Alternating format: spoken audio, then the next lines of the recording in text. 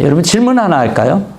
여러분들은 기도를 하면 기도 응답의 퍼센트가 한 몇 프로 정도 됩니까? 기도 응답의 퍼센트. 뭐 그걸 아마 생각해 본 사람들은 그렇게 많지 않을 것 같은데, 한번 잠시 여러분 생각해 보면 내가 하나님께 기도하면 이 기도 응답이 한 몇 퍼센트 됐을까? 50% 이상 됐을 것 같다. 한번 손 들어보실까요? 50% 이상. 내려가야 되나? 아브라함처럼 50에서 점점 내려가야 되는지 모르겠는데, 어쩌면 뭐 좀 손들기 싫어서 그럴 수도 있는데, 여러분 기도 응답을 많이 받은 사람들이 하나님을 두려워할까요? 아니면 적게 받은 사람들이 하나님을 두려워할까요? 많이 받은 사람, 그렇죠? 그건 당연할 것 같아요. 기도 응답을 많이 받았는데 하나님이 두렵지 않다. 그 사람은 뭔가 다시 생각해 봐야 돼요. 성경의 인물들이 하나님에 대해서 감사하고 기뻐했지만 그들은 하나님을 경외하고 두려워하고 높였어요. 가만히 보면은 그들에게 하나님은 너무 분명한 거예요. 그리고 그 분명하신 분이 뭐 보통 분이 아니라 엄청 분인 것을 그들이 알았기 때문이겠죠. 그러니까 두려워함으로 경외하고, 그들은 아브라함 같은 경우는 어느 곳에 가든지 하나님을 예배했다라고 성경은 기록하고 있어요. 근데 기도 응답을 통해서 하나님을 알게 되었는데 하나님 너무 좋기만 하고 기뻐하고 사랑만 넘치고 하나님이 두렵지 않는다, 뭐 이런 감정이 하나도 없다, 이 두려워하는 감정이 하나도 없다, 그러면 이게 좀 뭔가 잘못됐다라고 하는 것을 말하는 거예요. 그래서 기도 응답과 하나님에 대한 두려움은 비례합니다. 같이 가요. 기도 응답이 많을수록 하나님에 대한 두려움이 당연히 많게 돼요. 세상에서 무당들도 여러분 신내림을 받는다 그래요. 그래서 이게 자기네들이 기도하는 빈도가 맞춰지고 막 신기한 일들이 벌어지고 막 이렇잖아요. 그래서 뭐 무당이 된다 그래요. 근데 그 신은 누구냐? 악한 영, 귀신이겠죠. 귀신도 신통한 능력이 있는 걸 성경을 통해 보여줘요. 근데 정작 귀신은 무당의 삶에 아무 관심이 없어요. 그래서 대부분의 무당의 삶들이 비참합니다. 그들의 삶은 비참해요. 귀신이 지배하는 삶들은 비참할 수밖에 없어요. 왜냐하면 그들의 보스인, 그 무당들의 보스인 귀신이 전혀 don't care 하기 때문에 그래요. 관심이 없어요. 그런데 많은 그리스도인들이 그렇게 기도가 참 중요하고 또 기도를 해야 된다라고 하는 그런 생각들을 다 합니다. 근데 왜 기도를 하지 않을까? 사람들은 그런 얘기를 해요. 기도할 줄 아는데 기도하지 않는 경우가 기도해야 될지 몰라서, 어떻게 기도해야 될지 몰라서 기도를 안 하는 경우도 있고, 또 기도할 마음이 생기지 않는 것, 기도할 환경이 만들어지지 않는 것. 혹시 이런 이유는 없을까? 그런 생각 좀 해봐요. 혹시 응답받을까 봐. 하나님 내가 기도하면 응답받을까 봐. 그러면 어떻게 됩니까? 두려운 하나님을 알게 되니까 이 속된 말로 이게 코 깨는 거죠. 내가 코 깨지는 않을까? 이런 생각을 갖고 있어서 기도를 안 하는 사람은 없을지 모르겠어요. 그렇지만 이 정도 생각하는 믿음이라면 아마 대단한 믿음 같아요. 마치 요나가 하나님이 명령한 대로 니느웨 가서 야, 회개하라 라고 선포하면 그들이 다 회개할까 봐 어떻게 했어요? 다시스로 도망갔잖아요. 그죠? 그런 믿음이에요. 그러니까 요나의 버금가는 믿음이 바로 이런 하나님께서 기도 응답하면 어떡하지? 라고 하는 그런 것들랑 같을 수 있어요. 여러분 오늘 제목에도 있는 것처럼 오늘 이 말씀을 나누는 주제는 간단합니다. 기도하자는 얘기예요. 기도하자는 얘기. 산수절이기 때문에 더 기도하는 저와 여러분 됐으면 좋겠어요. 예수님 제자들에게 기도하라고 하는 그런 분명한 메시지가 오늘 본문 가운데 있어요. 그런데 어떤 기도를 주님이 원하시는 걸까? 그것을 저와 여러분들이 함께 나누고자 합니다. 기도에는 모든 사람들이 세상에 다 기도를 하잖아요. 기도 안 하는 사람 거의 없을걸요. 저기 밀림 속에서 있는 사람들도 기도하니까. 근데 어떤 기도를 예수님은 우리에게 원하신가? 오늘 본문의 배경은 다 본문 속에 집어넣지 못했어요. 우리 주보의 스페이스상. 그렇지만 이 스토리는 이때부터 시작되는 게 아니라 그 앞에서부터 시작이 돼요. 예수님이 산에서 내려와요. 그런데 그 산에서 어떤 일이 있었냐면 예수님의 옷이 너무 휘어져서 제자들이 아주 황홀해합니다. 그리고 거기에 베드로 같은 경우는 주님을 위해서 초박을 3개를 짓겠다라고 그렇게 얘기를 하죠. 모세와 엘리야도 나오고 하나님의 음성도 듣고. 여러분, 이런 놀라운 경험들은 그 사람이 잘 할 수가 없어요. 그렇죠? 제자들은 그곳에서 그렇게 놀라운 경험을 하고 있었는데 이 산 아래는 어땠냐면 정말로 어려운 상황들이 됐어요. 산 아래의 모습은 문제가 많았어요. 해결되지 못하는 문제들이 있어요. 여러분, 우리가 신앙의 삶을 어떤 사람들은 굉장히 황홀함 속에서 보내는 사람도 있고 어떤 사람들은 같은 동시대에도 어려운 가운데 사는 사람들이 있겠죠. 문제가 있고 문제가 풀리지 않는 사람들이 같이 살 거예요. 그거는 그 시대에도 그랬어요. 하나님의 환상을 보면서 환상이 아니라 하나님의 음성을 들으면서 모세와 엘리야도 보는 그런 순간에 있었던 제자들도 있었고 동시에 산 아래에서는 문제 가운데 있었던 제자들도 있었다는 거예요. 그런데 예수님 산에서 내려오니까 큰 무리들이 있고 율법학자들하고 논쟁하고 있었다라고 얘기를 하고 있어요. 오늘 본문 바로 전에 부분이 그렇거든요. 그런데 제자들이 그 상황 가운데서 굉장히 쩔쩔매고 있었습니다. 여러분, 마가복음 3장 22절을 보면요, 예루살렘에서 내려올 때 율법학자들이 예수님께 뭐라고 얘기냐면 귀신을 쫓아내니까 예수님께 이렇게 얘기했어요. 바알세불, 즉 바알세불은 귀신의 왕이거든요. 바알세불의 힘을 쫓아서, 즉 두목의 힘을 쫓아내서 귀신을 쫓아낸다. 그렇게 얘기를 했어요. 이 사람들이 어디서 왔다고요? 예루살렘에서부터 왔어요. 근데 예루살렘에서 이 시골 촌동네까지 왜 내려왔겠어요? 예수님을 뭔가 저기를 가지고 온 게 분명해요. 근데 예수님은 없고 지금 제자들이 있는데 지금 상황이 어떤 상황이에요? 어린아이, 자기 아이가 귀신에 들려갖고, 귀머거리, 또 말 못하고 또 귀먹은 이 아이의 상황이 어떤 상황이에요? 귀신 들린 상황이에요. 그러니까 이 귀신 들린 상황을, 이 아이를 고쳐주면 지금 율법학자들이 어떻게 하겠어요? 또 바알세불의 힘입어서 너희들 고친다 이렇게 공격하지 않겠냐고요. 근데 한쪽에서는 고쳐달라고 하는 상황이에요. 그렇죠? 아이를 데리고 와서 고쳐달라고 무리들이 얘기를 하고 있으니까 아마 제자들이 중간에서 쩔쩔매는 상황이 됐을 거예요. 물론 이 상황과 상관없이 제자들은 귀신을 쫓아내지 못합니다. 왜냐하면 예수님께서 그렇게 말씀하셨거든요. 오셔서 믿음이 없는 세대야, 내가 얼마큼 너희들과 같이 있어야 되냐, 그렇게 말씀하셨거든요. 상황은 굉장히 이도 저도 못하는, 이렇게 하면 율법학자가 공격하고 저렇게 하자니 또 문제가 되는 어떤 그런 상황이었어요. 근데 아이 아빠가 오늘 읽지는 않았지만 17절 18절을 보면요, 이렇게 얘기해요. 선생님, 내 아들이 어떤 증상이냐면 귀신 들렸는데요, 귀신이 아이를 사로잡으면 아이가 거꾸러지고 거품을 흘리고 이를 갈고 몸이 뻣뻣해진다고 설명해요. 근데 선생님, 제자들에게 쫓아달라고 왔는데 제자들이 그걸 못한다는 거예요. 좀 전에 말한 것처럼 율법학자 눈치 보내라고 못한 건 아니에요. 예수님께서 믿음이 없는 세대라고 얘기를 했거든. 근데 오늘 본문을 이렇게 여러분들이 쭉 보면서 몇 가지 이전에 귀신 쫓아내는 장면과 좀 차이가 나는 걸 보진 못했나요?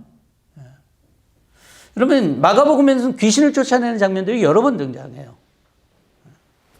우리가 지난주에도 우리 귀신에 대한 얘기를 했는데 5장 같은 데 보면 귀신이 어떻게 해요? 예수님을 알아보고 먼저 쫓아오잖아요. 예수님 귀신하고 얘기를 하잖아요. 그죠? 근데 이곳 귀신은 예수님을 보고 아이에게 심한 경련을 일으키고 아이는 땅에 넘어져서 거품 물면서 뒹굴었다라고 기록하고 있어요. 귀신하고 얘기를 하지도 않고 귀신이 예수님 앞에 와서 엎드리면서 하나님의 아들 당신은 지극히 높으신 분 하나님의 아들인 줄 압니다라고 그렇게 말하지도 않고 그냥 그 아이 가운데 있어서 예전에 그 귀신이 들렸을 때의 액션을 그대로 보여주고 있어요. 나갈 기미가 보이지 않아요. 정말 강한 귀신인지 고집센 귀신인지 모르겠지만. 그리고 본문은 귀신이 누군지에 대한 설명이 없어요. 귀신 우리가 5장에서 보면 귀신 군대다 이런 설명도 있잖아요. 근데 여기는 그런 설명들이 없어요. 그리고 예수님조차도 귀신이 누군지에 대해서 관심이 없어요. 얘기도 안 하세요. 이 귀신을 쫓아내려면 귀신아 물러가라 이래야 될 거 아니에요. 어쩌거나. 예. 나중에 하긴 해요. 근데 맨 처음에 귀신하고 얘기를 하지 않고 누구하고 얘기를 합니까? 아이 아빠하고 얘기를 해요. 아이 아빠한테 얘기를 해요.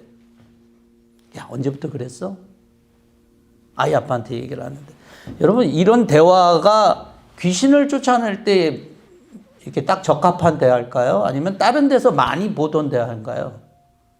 언제부터 그랬어? 이 질문. 여러분, 제가 가끔 건강 체크도 그렇고 또 아프면 병원에 가잖아요. 그럼 항상 묻습니다. 그 증상이 언제부터 그랬어요? 이거 항상 물어요. 예.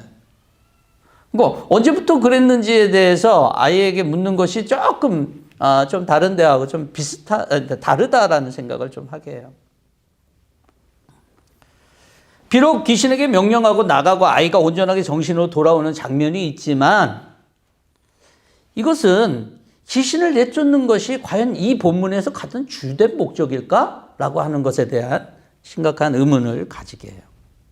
만약 귀신을 쫓아내는 것에 대한 설명이 주된 목적이 아니고 그것을 보여주기 위한 것이 주된 목적이 아니라면 과연 뭘까? 라는 생각을 좀 하게 됩니다. 만약에 귀신을 쫓아내는 것이 목적이었다 그러면 어떻게 해야 된다고요? 귀신한테 곧바로 가서 귀신하고 딜하든지 귀신하고 얘기하든지 해야 되는데 예수님은 그러지 않았다는 거예요. 사실 예수님은 오늘 본문에서는 축기에 별로 관심이 없습니다. 이 9장은 예수님께서 이제 예루살렘에 올라가는 그런 장면이에요, 이제. 그래서 예수님에게는 이 십자가의 길이 굉장히 중요하고 사실은 사람들이 오늘 본문에서도 있는 것처럼 사람들이 오기 전에 귀신을 그냥 내쫓아 버려요. 사람들이 몰리면 자꾸 예수님을 왕 삼으려고 그러고 예수님을 높이고 그러는데 예수님 지금 어디로 가야 돼요? 십자가의 길을 걸어가야 되거든요. 그러니까 예수님은 귀신 쫓는 것에 별로 관심이 없어요. 이 관심은 예수님의 관심은 어디에 있었어요? 그 아이의 아버지가 가져야 될 믿음. 또 제자들이 가져야 될 믿음에 있었다는 거예요. 그래서 오늘 본문을 여러분들이 볼 때 앞에 본문과 달리 오늘 본문을 볼 때 야 귀신을 쫓아내는 데는 야 기도가 최고야. 기도를 해야 돼. 귀신을 못 쫓아내? 기도가 부족해서 그래. 한편은 맞지만 본문의 의도와 보면 맞지가 않습니다. 예수님 거기에 포인트가 있지 않아요. 오늘 본문에. 그래서 귀신을 쫓아내는데 기도밖에 없다. 이런 말씀으로 여러분들이 상당히 쉽게 생각할 수 있는데 이 본문을 자세히 살펴보면 그런 말씀은 아니에요. 하지만 기도하는 것은 중요한 것. 기도해야 된다는 말씀은 메시지는 분명해요. 또 어떤 기도를 해야 될까? 예수님의 모습을 한번 볼게요. 예수님은 기도하는 사람이었어요. 예수님은 하나님의 아들이었음에도 불구하고 기도하는 사람이었다라고 하는 것은 굉장히 우리로 하여금 생각하게 합니다. 어떻게 기도하셨냐? 예수님은 마가복음 1장에 보면요. 이른 새벽에 예수께서 일어나 외딴 곳으로 나가서 거기서 기도하고 계셨다. 아마 이것이 새벽 예배를 우리가 하는 우리 한국교회가 전통으로 하는 어떤 그런 부분에 가장 중요한 기초가 될 거예요. 예수님이 새벽에 가셔서 기도를 하셨대요. 근데 거기에 보면은 우리 개역 성경에 보면 습관을 쫓아서 습관을 쫓아셨다 그랬어요. 그러니까 그냥 한 번 하고 마는 것이 아니라 계속 하셨다는 거예요. 계속.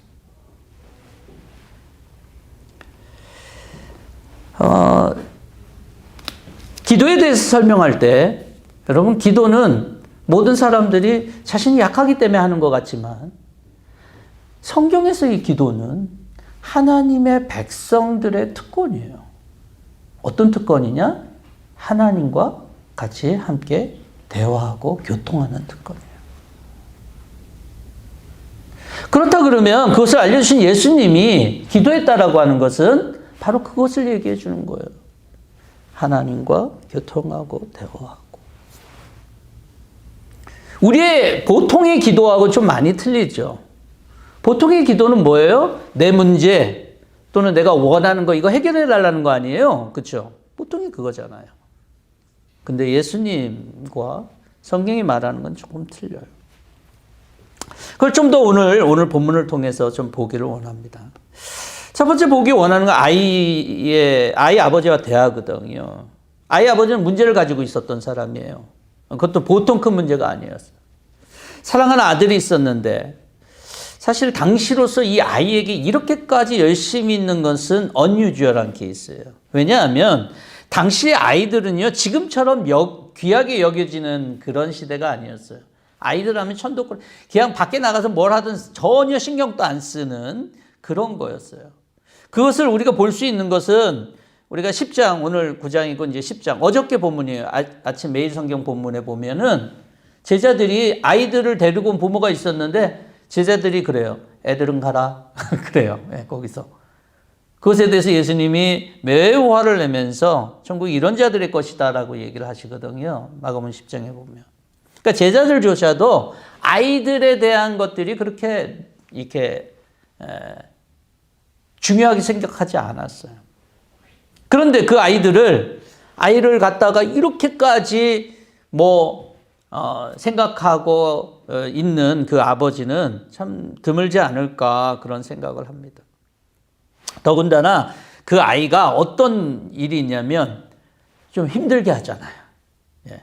그리고 예수님이 얘기해요. 언제부터 그랬어? 그랬더만 어릴 때부터라는 거예요. 이거는 상당히 오랜 시간 동안 이 아이의 아버지가 굉장히 고생했다는 것을 얘기해 주고 있어요. 보통 이런 고생은 엄마가 하는데 그 엄마는 어디 갔는지 모르겠어요. 예. 근데 어쨌든 아버지가 해요. 여러분 오랜 병에 효자 없다고 효녀 없다고 그러잖아요. 예. 돌보는 가족들이 얼마나 지치는지 몰라요. 저도 어렸을 때 소아마비를 알아갖고 저희 어머님 엄청 고생하셨어요. 저희 어머님. 저희 아버님보다도 그래서 어머님이 고생한 걸 제가 많이 알아서 제가 늘 어머니께 감사하고 있거든요. 그래서 저희도 우리가 교인들 중에서 가족을 위해서 아픈 가족들을 위해 수고한 자들을 위해서 우리 기도가 정말 필요합니다. 그런데 이제 더군다나 이 아이는요 귀신 때문에 불과 물 가운데로 자꾸 들어간다는 거예요. 그러니까 이 얘기는 무슨 얘기냐면 아버지 입장에서 한시도 눈을 뗄 수가 없는 아이라는 얘기예요. 그렇죠? 우리 우연히 같은 그런 수준이 아니에요. 예. 이거는 물과 불에 들어가면 이미 이 애가 거의 죽을 지경에 들어간다는 얘기잖아요. 예. 특별히 불 같은 데가 있으면 아마도 아이를 볼 때 좀 많이 좀 어려움이 이렇게 겉에 피부나 이런 것들이 좀 힘든 상황이 아니었을까 그런 생각이 들어요. 저는 이 아버지가 정신적으로나 육체적으로 매우 피곤한 상태였을 거라고 생각돼요. 그런데 이 아버지는요, 그런 순간에도 희망의 끈을 놓지 않았어요. 예수님께 데려왔잖아요. 예수님 소문 듣고. 끝까지 포기하지 않은 훌륭한 아버지인 것 같아요. 제가 성경에서 정말 드물게 아버지로서 정말 이게 바라보는 어떤 그런 아버지 중에 한 사람이 이 아버지가 아닌가 싶어요. 그래서 아마도 예수님께서 축기에 대한 별 관심이 없었지만 이 아이 아버지에게 그것을 기쁘게 여기고 믿음에 대해서 설명하고 그다음에 귀신을 쫓아내 주신 것도 그런 거 아닐까라는 생각은 좀 해봅니다. 여러분 삶에서 우리는 누구나 문제가 생길 수 있잖아요. 그 문제가 버거워서 육체적으로나 정신적으로 피곤한 상태 가운데 이룰 수 있어요. 내 삶이 피곤하다는 것은 이미 해결할 능력이 내가 버겁다라고 하는 것을 얘기해 주는 거예요. 한계를 느낀다는 거예요. 그럴 때 인간은 하나님이나 신을 의지하게 되어 있습니다. 누구나 그래요. 그래서 요즘에는 무당 전 보러 가는 사람들도 젊은 사람들 상당히 많다 그래요. 예. 그러니까 나를 도와줄 수 있는 신을 찾는 점에서는 동일한 것 같아요. 근데 무당을 찾는 것과 하나님을 찾는 것, 그것에 있어 좀 비교해 보면 조금 다른 점이 있어요. 무당이나 기타 신을 요구하는 것과 하나님이 우리에게 요구하는 건 좀 다르다는 거예요. 여러분, 무당이나 이런 데 제일 중요한 게 뭔지 아세요? 갈 때. 정성? 뭐 이런 거 아니에요. 전혀 아닙니다. 뭐가 제일 중요하냐면 복채가 중요합니다. 여러분, 부적도요, 1,000불짜리 있고 10,000불짜리 있고, 뭐, 전 한 번도 안 해봐갖고 모르겠지만, 뭐, 단위가 어떤지 모르겠어요. 100불짜리, 뭐, 1,000불짜리, 10,000불짜리. 그런데 여러분, 100불짜리, 1,000불짜리, 10,000불짜리 사는 데 있어서 그 사람의 소양이나 그 사람이 얼마만큼 선한지에 대해서 무당 묻지 않습니다. 예. 예를 들어서 이 사람이 10,000불짜리 부적을 사면 더 좋다라고 하는 그런 결정을 한 사람한테 당신은 좀 마음이 어떻게 얼마만큼 착한 일 많이 했어? 이렇게 물어보는 무당은 있을까요? 한 사람도 없어요. 그리고 심지어 그 사람이 나쁜 마음을 갖고 10,000불짜리 부적을 산 사람과 착한 삶을 살면서 100불짜리 부적, 아니 10불짜리 부적을 산 사람, 누구의 힘이 더 셀까요? 어떤 게 더 잘 먹힐까요? 당연히 10,000불짜리 부적을 산 사람이 그 일이 더 잘 된다고 생각을 그 사람들이 하는 거예요. 이 얘기는 무슨 얘기냐면 부적을 살고 있는 그 사람에 대한 관심이 그 사람이 선하냐 나쁘냐라고 하는 관심이 없어요. 무당, 그것이 뭐 돈일 수도 있고 어떤 정성일 수도 있는데 얼마를 더 바치냐, 얼마나 더 정성을 들이냐가 중요하다는 거예요. 하나님 그럴까요? 하나님 그럴 수가 없어요. 하나님이 만약 그렇다라면, 물론 여러분들이 뉴스나 뭐 이런 걸 통해서 그런 것을 밝히는 사람들을 들을지는 모르겠지만 그거는 전혀 성경과는 상관이 없는 얘기예요. 하나님은 그렇지 않아요. 오늘 예수님이 이 아버지가 얼마나 노력했고 얼마나 절박했는지 22절을 통해 잘 보여주는데 이 아이 아빠한테 뭐 좀 갖고 와야지 이런 거 요구하는 것이 없어요. 이 아이의 아빠는 이 문제가 잘 해결됐으면 좋겠어요. 그래서 만약 예수님이 아니라 다른 것이었어도 아마 잡았을 거예요. 근데 예수님이 이 아이 아빠에게 굉장히 중요하게 생각했던 거가 있어요. 오늘 본문 22절과 23절인데요. 22절 개역개정으로 한번 볼게요. 귀신이 주를 죽이려고 불가물에 자주 전도했나이다. 그러나 무엇을 하실 수 있거든. 주님이 무엇을 할 수 있다면 좀 해달라는 얘기거든요. 이 얘기는 무슨 얘기냐면 주님이 할 수 있으면 하는 거고 딴 사람이 할 수 있으면 하는 거고, 그러니까 주님에 대한 그런 믿음이나 이 지금 의탁하려고 하는 것에 대한 그런 것이 100% 확실한 게 아니에요. 그냥 나를 불쌍히 여겨달라는 거예요. 그때 주님께서 얘기를 합니다. 우리가 23절 우리 다 같이 읽겠습니다. 시작. 예수께서 그에게 말씀하셨다. 할 수 있으면이 무슨 말이냐? 믿는 사람에게는 모든 일이 가능하다. 예수님이 이 아이 아빠한테 요구했던 것은 믿는 믿음이에요.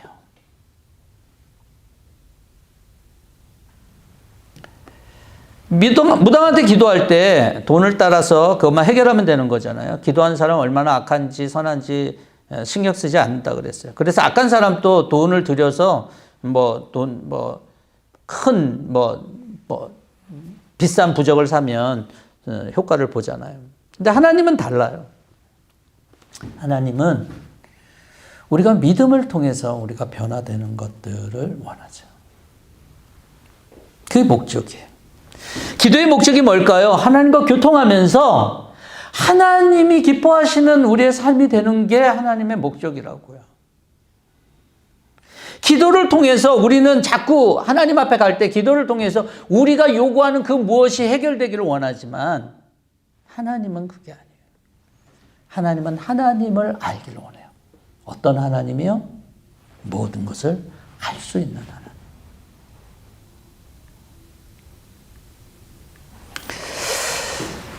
여러분, 올바른 기도를 하게 되면 그것이 자신의 문제에서 비롯되었어도 기도를 하게 되면 하나님이 믿음을 요구하시고 우리 삶에 그 믿음의 삶을 따라서 살아가야 되는 것들이 무엇인지를 알게 해주십니다. 근데 기도를 많이 했어요. 응답을 많이 받았는데 그 사람이 너무 셀피시하고 너무 욕심이 많고 만약 탐심이 많다면 그 사람은 무당과 같은 기도를 한 거예요. 하나님은 우리의 기도의 사람이 그렇게 되기를 원치 않아요. 하나님은 우리가 하나님 앞에서 올바른 하나님의 사람들이 믿음으로 되기를 원하는 거죠. 우리에게 문제가 있다면 우리가 하나님 앞에 나아가야 됩니다. 그리고 그 믿음을 가져야 돼요. 우리의 믿음의 대상이 어떤 일이든지 가능할 수 있는 분이라는 그런 믿음이 필요해요. 근데 우리가 사실은 문제에 집중하고 하나님께 집중하지 않는 경향이 있는데 하나님께 집중해야 돼요. 문제를 붙잡는다고 해서 해결되는 게 아닌데요. 그것을 자꾸 붙잡으면 피곤해지기만 합니다. 오늘 본문에서 아이의 아버지는 전혀 자신이 생각하지 못했던 방법을 예수님으로부터 듣게 돼요. 즉, 온전한 믿음. 믿는 사람에게 모든 일이 가능하다라고 하는 그러한 믿음에 대한 얘기예요. 그러면서 그가 뭐라고 얘기하냐면 답변을 24절에 보면 내가 믿습니다. 믿음 없는 나를 도와달라고 요청해요. 영어 성경에서는 믿음 없음을 극복하게 해달라고 요청해요. 그러니까 믿음이 완전한 상태가 아니었다는 것을 얘기해요. 이 아이 아빠가 내가 믿습니다라고 했어도. 그건 뭐예요? 그렇지만 완전한 믿음의 상태가 아니래도 믿음의 방향이 바뀌었다는 것을 얘기해요. 여러분, 예수님께서 믿음에 대해서 칭찬한 백부장과 같은 사람의 믿음도 있지만 때로는 방향을 틀었어도 하나님을 향해서 온전한 방향을 틀었어도 하나님께서 우리의 문제를 해결해 주시는 것도 있습니다. 저와 여러분들의 믿음을 이 아침에 한번 점검했으면 좋겠어요. 내 방향이 하나님을 향하는데 하나님이 어떤 하나님이냐? 정말 그런 것을 저와 여러분들이 점검했으면 좋겠어요.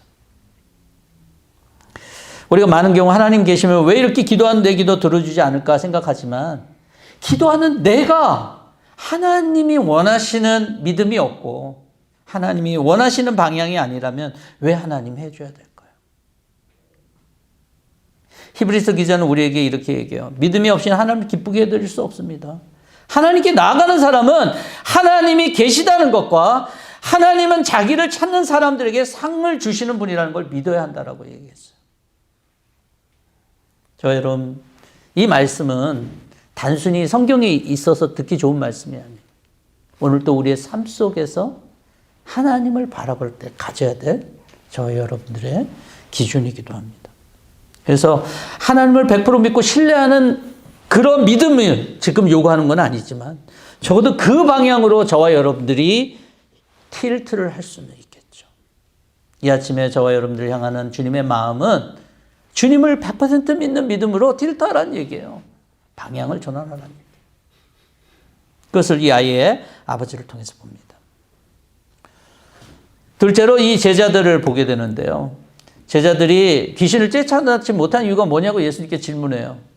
그런데 왜 이런 질문을 했을까 이렇게 생각해 보면 뭐 당연할 수도 있어요. 그냥 다른 거와 전혀 상관하지 않으면 이런 질문을 하지 않았을 텐데라는 생각이 들었는데 왜 이런 질문을 했을까라고 생각해 보면 여러분 누가복음에 보면요. 70인이 기뻐하면서 돌아와서 이르되 주의 이름으로 귀신들도 우리에게 항복하다이다. 이렇게 얘기를 해요. 여러분. 그러니까 둘씩 70인을 보내요. 예수님 제자들을. 근데 예수님의 이름으로 귀신을 쫓아내는 것들, 귀신이 항복하는 걸 봤거든요. 그런데 지금은 어때요? 귀신을 못 쫓아내고 있잖아요. 그러니까 질문이 생길 수밖에 없잖아요. 여러분 우리가 어떤 것들에서 뭔가 수련을 하거나 뭐 그러면 어느 정도의 능력을 갖고 있잖아요. 그래서 뭐 태권도도 그런 것 같아요. 어느 정도 단까지 가면 어느 정도의 능력을 갖고 뭐 운동도 그런 것 같은데 좀 지나도 그 정도의 능력은 있어요. 어느 정도의 그 능력들을 갖고 있어요. 근데 예수님이 제자들 귀신 쫓고 말씀을 전파했어요. 이전엔 경험하지 못했던 것들을 경험하고 기쁨으로 돌아왔어요. 그러면 그들은 뭐라고 자신을 생각할까요? 이제 나도 귀신을 쫓아낼 수 있어. 난 적어도 이런 사람이야 라고 하는 생각을 갖는 게 자연스럽잖아요. 그런데 지금 여기 와서 지금 못하는 거예요. 그러니 당연히 의문이 생기죠. 왜 주님 귀신을 못 쫓아냅니까? 라고 하는 의문이 생기는 건 당연해요. 그 이유에 대해서 예수님 기도밖에 없다라고 얘기를 해요. 전 기도는 마치 컴퓨터에 보면 램하고 롬이 있어요. 램 같다는 생각이 들어요. 롬은 전원이 꺼지든 뭐든 메모리가 없어지질 않아요. 저장이 돼 있어요. 그래서 컴퓨터 안에 여러분 보시면 파워를 빼도 심지어는 배터리가 다 나가도 그대로 있는 메모리가 있어요. 근데 램은요. 전원을 켜야지만 컴퓨터가 워킹 해야지만 세이브하고 메모리를 하는 그런 부분들이 있어요. 예수님의 말씀에 의하면 이런 것들은 기도라면 기도는 램과 같구나. 하지 않으면 안 되는 거고 하면 되는 거구나. 어떤 사람들이 그런 얘기를 해요. 믿음이 옛날엔 굉장히 좋았는데 요즘은 믿음이 없는 것 같아요. 그 사람은 기도 생활을 한번 살펴봐야 돼요. 기도하지 않으면 하나님의 능력이 하나님의 사람들에게 있을 수가 없어요. 비록 예수님의 제자라고 할지라도, 비록 옛날에 귀신을 쫓아냈던 사람들이라고 하더라도. 제가 목사잖아요. 제가 기도 안 하고 살면 저한테 어떤 능력이 있을까요? 그럴 수가 없어요. 기도는 램과 같아요. 하면 하나님이 교통하는 거고 안 되면 없어지는 거예요. 여러분, 많은 종교의 기도 시간들이 있어요. 저는 기도를 제일 열심히 하는 사람들은 아마도 이슬람 사람들 아닐까라는 생각 좀 해요. 불교도 아니면. 그런 사람들이 개신교보다 그냥 객관적으로 비교하면 더 많이 기도해요. 모슬렘들 기도 많이 합니다. 저희 비즈니스를 갖고 있어도요. 제가 정비하는 사람 또 그다음에 이 트랜스포테이션 사장을 하는데 이 두 사람이 모슬렘이거든요. 근데 이 두 사람은 항상 기도의 시간이 있어요, 매일에. 그 시간은 사무실을 걸어 잠가요. 그리고 기도를 해요. 라마단. 이거는 그냥 어떤 사람들만 하는 게 아니라 모든 사람이 하잖아요. 한 달 동안 비록 금식이야 오전 해 뜨고 그다음에 해질 때까지만 금식하는 거지만 그래도 한 달 동안 하는 금식인데요. 저와 여러분 사순절 동안 금식 기도합니까? 저도 안 해요. 저도 이번에는 기도 안 해요. 저는 어떨 때는 사순절에 금식을, 아침 금식만 할 때도 있고 그렇지만 안 하거든요. 근데 그 사람들은 매년마다 라마단 철저히 해요. 이렇게 어린애들도 다 해요. 그러면 우리보다 더 잘하잖아요. 더 많이 하고. 근데 저들의 기도와 우리의 기도 다른 점이 있어요.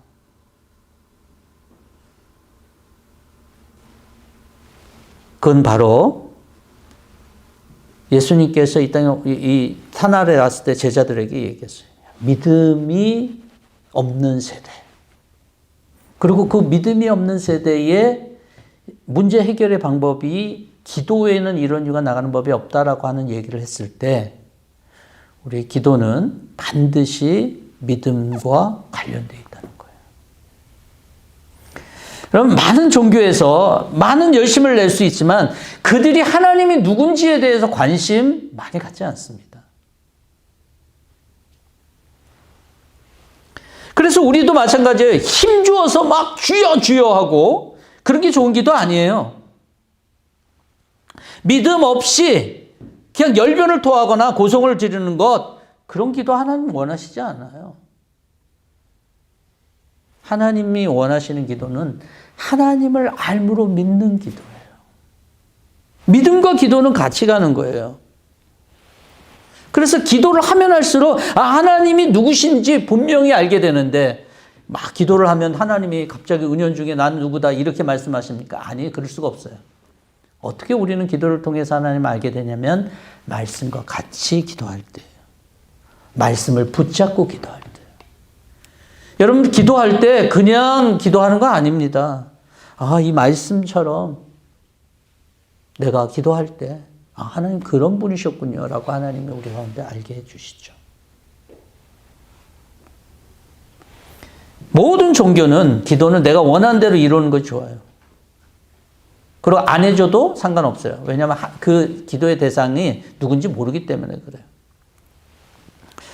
이런 기도에 대해서 주기도문에서 잘 알려주시잖아요.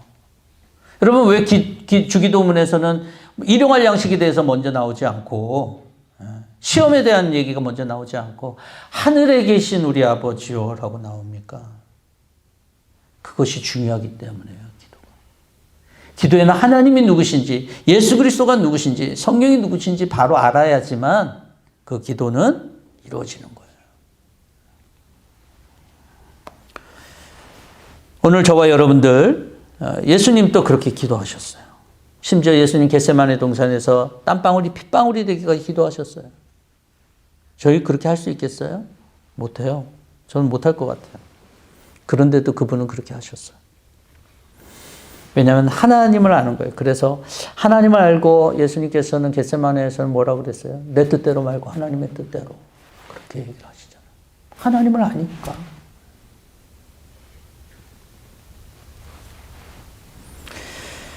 그래서 마가복음 21장 21절에 보면 너희가 기도할 때 이루어질 것을 믿으며 구하는 것은 무엇인지 다 받을 것이다.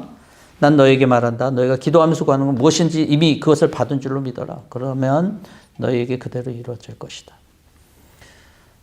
기도는 우리가 하나님이 우리에게 주신 이 말씀이라고 하는 이 약속에 대한 것들을 믿고 의지하면서 나가는 것입니다. 그럴 때 주님께서는 우리에게 상상할 수도 없는 이런 유의 것들을 물리치게도 하시고 때로는 물리치지 않아도 우리 속에 가장 귀중한 것이 무엇인지 알게 하시는 그런 하나님이 되십니다. 그 기도의 특권을 확신하고 오늘도 기도하며 그 기도의 풍성함을 누릴 수 있는 저와 여러분 될 수 있기를 주의 이름으로 축원합니다. 같이 함께 기도하겠습니다. 하나님 감사합니다. 오늘 또 우리의 기도를 돌아보게 하시고 우리의 믿음을 돌아보게 하시고 믿음과 기도가 같이 가는 그런 주님의 백성으로서의 삶을 살게 하셔서 이 땅 가운데서 하나님이 하시는 신비하고 오묘한 일들을 같이 경험하며 또 하나님이 행하신 일들을 찬양하며 나갈 수 있는 주의 백성들이 되게 하여 주시옵소서. 사순절입니다. 우리가 더 주님께 가까이 나가는 우리 모두가 되게 하시고 믿음 속에서 하나님을 아는 시간들이 더 풍성하여질 수 있도록 도와주시옵소서. 예수님의 이름으로 기도합니다. 아멘.